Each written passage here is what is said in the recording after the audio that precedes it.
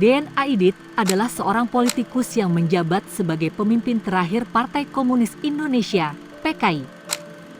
Berkat kepemimpinannya, pada 1960-an, PKI menjelma menjadi partai komunis terbesar ketiga di dunia setelah RRC dan Uni Soviet.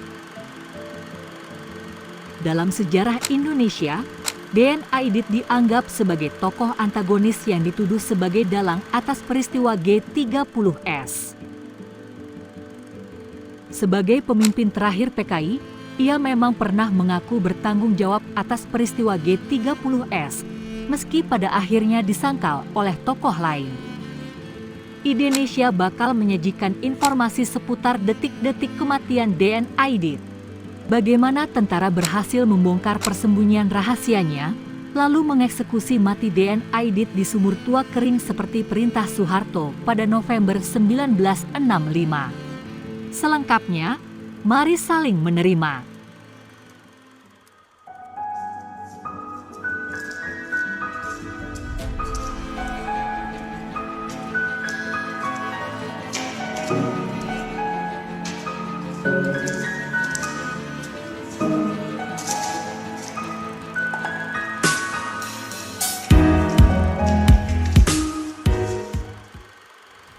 Akhirnya Ketua Sentral Committee, CC, Partai Komunis Indonesia, PKI, Dean Aidit tertangkap. Penangkapan Dean Aidit terjadi pada 22 November 1965, tengah malam sekitar pukul 23 waktu Indonesia Barat. Dean Aidit berhasil ditangkap 1 bulan lebih usai pemberontakan berdarah G30S PKI 1 Oktober 1965. Padahal, di PAN Nusantara, Dean Aidit merupakan salah seorang menteri dalam kabinet Dwi Kora yang dipimpin Presiden Soekarno. Tapi gembong PKI ini dianggap orang paling bertanggung jawab atas pembunuhan 7 pahlawan revolusi G30S PKI.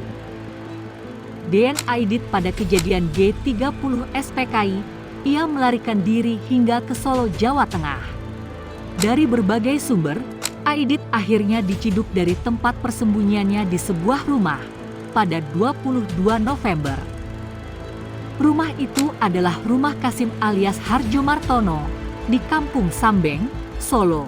Tapi konon Aidit dalam upaya persembunyiannya ia sempat berpindah-pindah tempat. Tentara sempat melakukan penggerebekan rumah Kasim awalnya, namun Aidit tak ditemukan. Sebenarnya Aidit kala itu masih berpeluang untuk melarikan diri, tapi mungkin saja hari itu naas bagi tokoh PKI itu. Bahkan tentara mengobrak-abrik rumah Kasim, tapi Aidit belum ditemukan. Sehingga tentara menggunakan taktik dengan membawa Kasim untuk diinterogasi. Hasil interogasi disertai ancaman baru kemudian Kasim mengaku bila mana Aidit berada di rumahnya. Sempat ada perdebatan antara tentara bila Aidit sudah melarikan diri, namun informasi intelijen bersikukuh bila Aidit di rumah itu, Kasim. Kasimlah yang membocorkan bila Aidit masih di dalam rumahnya saat diinterogasi di markas tentara. Sebab, kuat dugaan juga Kasim disiksa dan diancam oleh tentara agar membuatnya mengaku.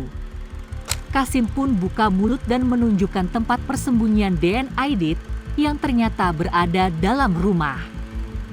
Kasim akhirnya menunjukkan tempat persembunyian Aidit, dan pada saat itu rumah Kasim masih terkepung oleh tentara.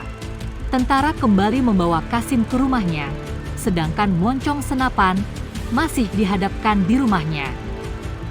Kasim lalu menggeser lemari di salah satu ruangan rumahnya, dan di balik lemari itu ada pintu rahasia.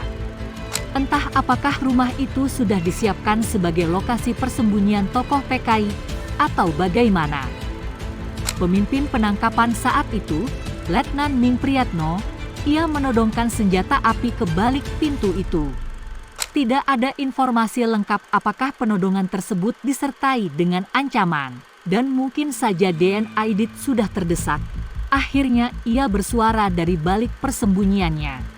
Aidit lalu membuka pintu dan keluar dari balik lemari. Aidit lalu dibawa ke loji Gandrung dan sesuai perintah Soeharto, akhirnya Deen Aidit dieksekusi mati di sebuah sumur tua yang kering. Nyawa Aidit pun berakhir dengan tragis, sama seperti berakhirnya para pahlawan revolusi di Lubang Buaya, Jakarta Timur. Nah begitulah, bagaimana menurut kalian?